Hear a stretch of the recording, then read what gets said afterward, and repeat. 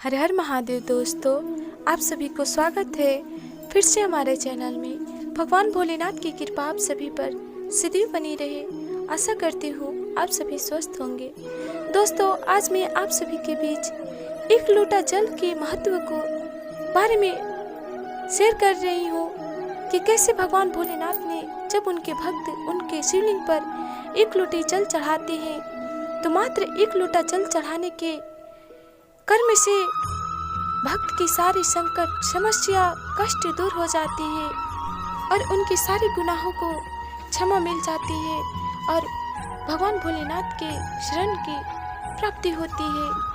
तो दोस्तों, कथा बहुत ही सुंदर है। आप सभी इस कथा को पूरा जरूर ही श्रवण कीजिए।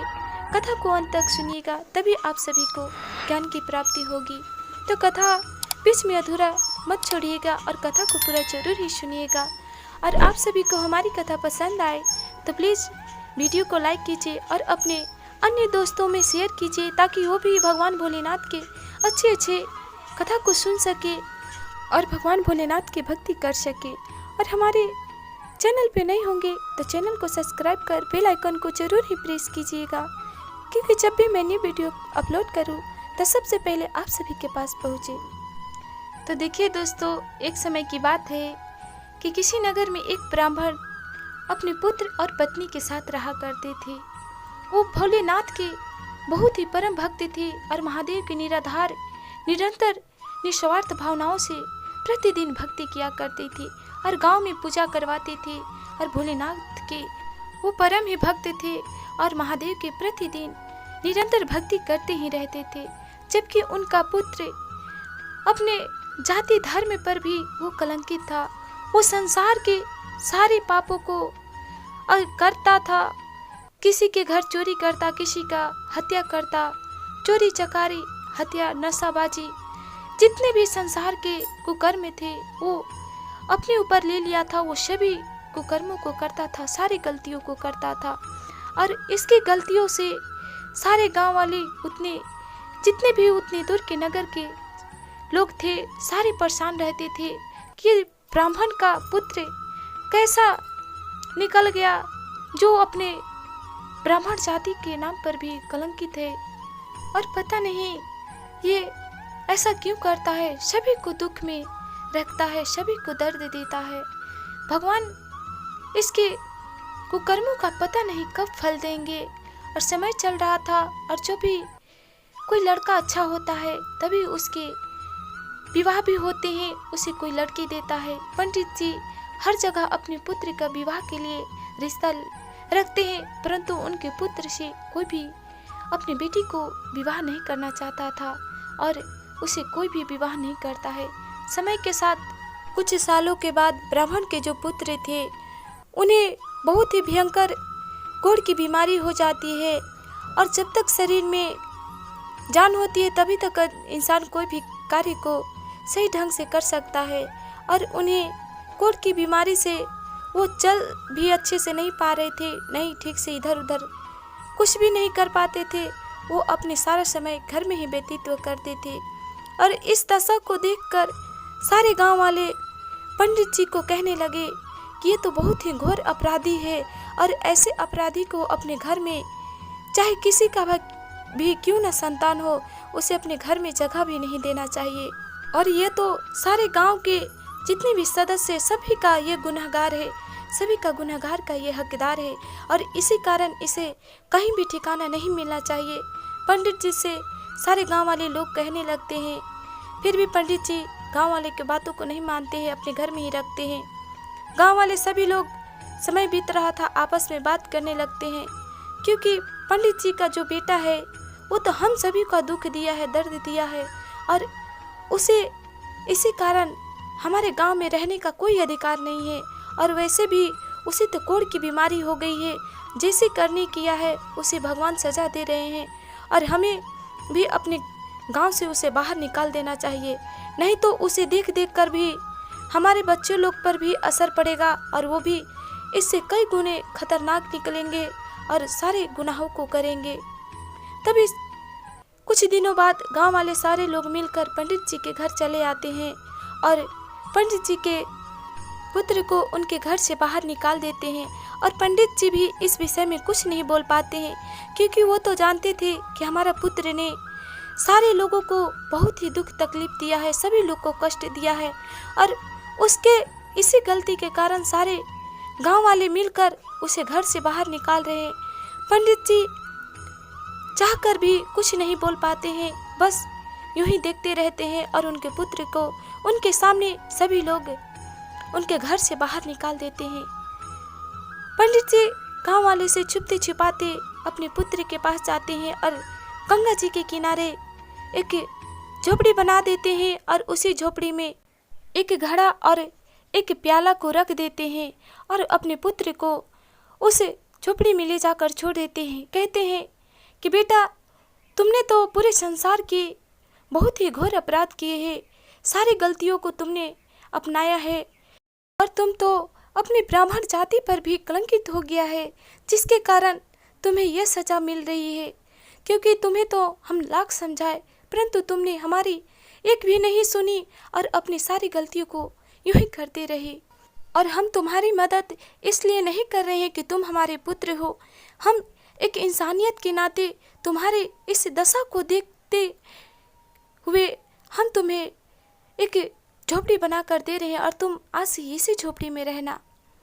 और तभी वहाँ से पंडित जी चले जाते हैं और उनका पुत्र जो थे उसी गंगा के किनारे झोपड़ी में रहने लगते हैं और प्रतिदिन गंगा जी में स्नान करने के बाद एक घड़ा पानी को अपनी कुटिया में लाते और जैसे ही कुटिया में वो प्रवेश करने जाते थे, उनके कुटिया के बाहर ही एक पत्थर था और उसी पत्थर में उनका पैर टकरा जाता था और पैर टकराने के बाद घड़े से पानी छलक कर पत्थर पे गिर जाती थी और तभी वो कुटिया में अपना प्रवेश करते थे। और उसके बाद ही कहीं से वो कुछ मांग कर खाते पीते थे और अपने जीवन को व्यतीत कर रहे थे। प्रतिदिन निरंतर उनका यही काम था। प्रतिदिन सुबह उठने के बाद गंगा जी में स्नान करने जाते और एक घड़ा पानी को लाते और जैसे पानी को लेकर अपने झोपड़ी में प्रवेश करने जाते, उनका पैर पत्थर से टकरा जाता और घड़े से पानी छलक कर पत्थर पर गिर जाता था।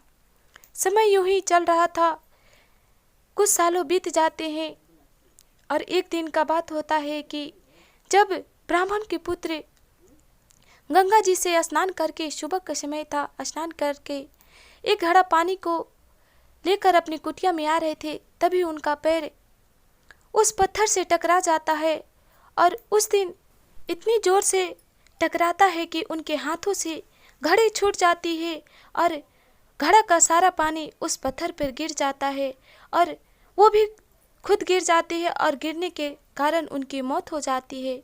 और तभी कैलाश पर बैठे भगवान भोलेनाथ अपनी दूतों से कहते हैं कि सुनो शिवसेनो, तुम उस ब्राह्मण के पुत्र के पास जाओ और तुम उसके प्राण को हरण करके शिवलोक में ले आओ। तभी शिवसेना भगवान भोलेनाथ से कहने लगते हैं कि हे प्रभु, क्षमा चाहता हूँ, परंतु आपसे एक प्रश्न जरूर ही करूँगा। तभी भोलेनाथ कहते हैं कि अवश्य बोलो, क्या बात है। तभी शिवसेना प्रभु से कहने लगते हैं कि हे प्रभु, ये तो ब्राह्मण का पुत्र घोर अपराधी है, इसने तो संसार के सारे पापों को किया है और ये क्षमा का योग भी नहीं है, परंतु आप फिर भी इसे शिवलोक में लाने की क्यों कह रहे हैं। तभी भोलेनाथ कहते हैं अपने शिवसेनों से कि सुनो, अनजाने ही सही इंसान कोई घोर अपराध भी कर सकता है और अनजाने में कोई अच्छा पुण्य, अच्छा कर्म भी कर सकता है। उसी प्रकार ये ब्राह्मण का पुत्र भी वैसे ही कर्म को किया है, जिसके कर्मों के फलस्वरूप हम उसे अपने शिवलोक में लाने का तुम्हें आदेश देते हैं। तभी शिवसेना प्रभु से कहते हैं कि हे प्रभु, हमें कुछ समझ में नहीं आया, आप हमें विस्तार से बताइए। तभी भोलेनाथ अपने शिवसेनियों से बोलते हैं कि ब्राह्मण का पुत्र जो है वो तो दुनिया की नज़रों में संसार के सारे गुनाह, सारे पापों को, सारे गलतियों को अपनाया है और सभी को दुख तकलीफ दिया है, सभी को संकट में रखा है। परंतु जब से उसे कोढ़ की बीमारी हुई और जब से वो नदी के किनारे रह रहा है, तब से वो गंगा जी में प्रतिदिन सुबह स्नान करके और घड़ा से जो पानी लाता था और उसकी कुटिया के बाहर जो शिवलिंग है उसके शिवलिंग में उसका पैर टकरा जाता था और टकराने के बाद उसके घड़ा से पानी छलक कर प्रतिदिन उस शिवलिंग पर गिर जाती थी, जिससे हमारा अभिषेक हो जाता था। और उसी अभिषेक के कारण हम उस ब्राह्मण के पुत्र को क्षमा करते हैं और वो इस कर्मों के कारण क्षमा का योग्य है और इसीलिए हम उसे अपनी शिवलोक में लाने के लिए तुम्हें आदेश देते हैं। तभी शिवसेना भगवान भोलेनाथ के प्रणाम करके शिवलोक से पृथ्वी लोक पर चले आते हैं और इधर यमलोक के कहने पर यमदूत भी पृथ्वी पर चले आते हैं। तभी देखते हैं यमदूत की वहाँ पर शिवसेना भी पहुँची हुई है। तभी यमदूत लोग कहने लगते हैं शिवसेना से कि यहाँ पर शिव सैनिकों का क्या कार्य है, क्योंकि ये तो घोर अपराधी है और सभी को दुख दर्द दिया है और इसका इसी गलती के कारण इसका प्राण यमलोक में ही जाएगा। परंतु तुम सभी का यहाँ पर क्या कार्य है कि तुम सभी यहाँ पर आकर पहुँचे हो। तभी शिवसेना यमदूतों से कहने लगते हैं कि नहीं, ये ब्राह्मण का पुत्र दुनिया की नज़रों में भला ही घोर अपराधी किया है और घोर पापों को किया है, परंतु अनजाने ही सही इसने प्रतिदिन भगवान भोलेनाथ के जल का अभिषेक किया है, गंगा जल को अर्पित किया है उनके शिवलिंग पर और इसके इसी कर्मों के कारण भगवान भोलेनाथ ने स्वयं इसे क्षमा किए हैं और उसे हम सभी को शिवलोक में लाने के आदेश दिए हैं। तभी यमदूत लोग कहने लगते हैं कि हम सभी कैसे भला माने, क्योंकि इसने तो संसार की सारी गलतियों को किया है, सभी को दुख दिया है, संकट दिया है, कभी किसी को भला नहीं किया है, तो यह एक पुण्य का कार्य कैसे कर सकता है, हम सभी कैसे भला मान सकते हैं, हम तुम्हारी बातों को नहीं मानते हैं। तभी शिवसेना कहते हैं ठीक है, हम इस बात को भी साबित करते हैं कि ये ब्राह्मण का जो पुत्र है वो सच में भगवान भोलेनाथ पर प्रतिदिन जल को अर्पित किया है और इसी के कारण इसे मोक्ष की प्राप्ति हुई है।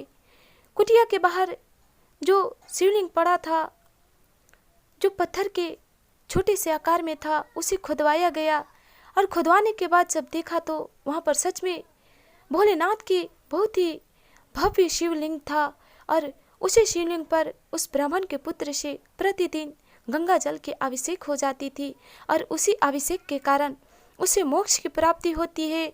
और इस दृश्य को देखने के बाद यमदूत वापस अपने यमलोक चले जाते हैं और शिव सेना भी ब्राह्मण के पुत्र को प्राण हरण करके शिवलोक चले जाते हैं। देखिए गुरु भाई बहन, हमारे भगवान भोलेनाथ सच में कृपालु दयावान है।